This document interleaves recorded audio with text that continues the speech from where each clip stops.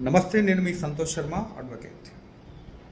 Abhijit Baswant Nisudkar versus state of Maharashtra and others అనే కేసు కోసం ఇప్పుడు మనం మాట్లాడుకోబోతున్నాం. ఈ కేసు ఏం చెప్తుంది అని అంటే, ఈ కేసులో ఉన్నటువంటి కంప్లైనెంట్, అక్యూజ్డ్ ఇద్దరు కూడా ఆఫీస్ కొలీగ్స్.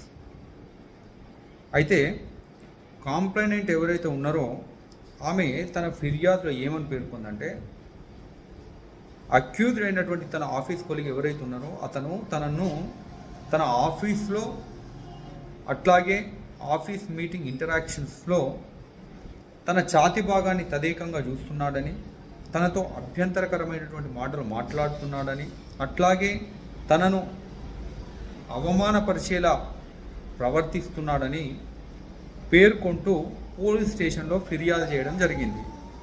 అయితే పోలీసు వారు దానిని సెక్షన్ 354C IPC కింద కేసు నమోదు చేయడం జరిగింది.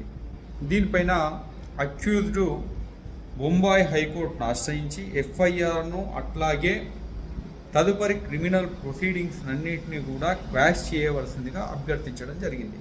అయితే బొంబాయి హైకోర్టు ఈ ఫిర్యాదును పరిశీలించి ఓయరిజంని డిఫైన్ చేయడం జరిగింది. ఏమని అంటే, ఓయరిజం అంటే the act of watching or capturing a image of a women engaged in a private act where she has reasonable expectation of privacy అని చెప్పడం జరిగింది.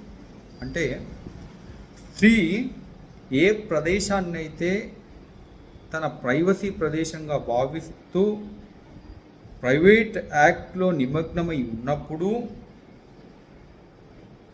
ఆ స్త్రీని చూడడం లేదా ఆ స్త్రీ యొక్క ఇమేజ్ని క్యాప్చర్ చేయడం ఓయరిజం అనేటువంటి నేరం కిందికి వస్తుంది అని చెప్పింది.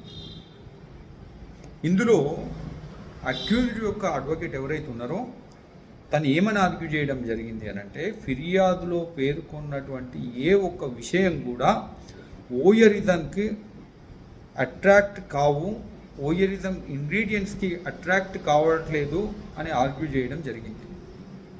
ఇది పరిశీలించినటువంటి బొంబాయి హైకోర్టు కూడా ఫిర్యాదులో పేర్కొన్నటువంటి తనను చూడడం అనేటువంటిది ప్రైవేట్ సెట్టింగ్లో కాదు, ఆఫీస్లో జరిగింది కాబట్టి ఆఫీస్ అనేటువంటిది ప్రైవేట్ సెట్టింగ్ కాదని, అట్లాగే తను ఎలాంటి ఇమేజెస్ను కూడా క్యాప్చర్ చేయలేదు కాబట్టి అది కూడా అట్రాక్ట్ కాదని, ఎటువంటి ప్రైవేట్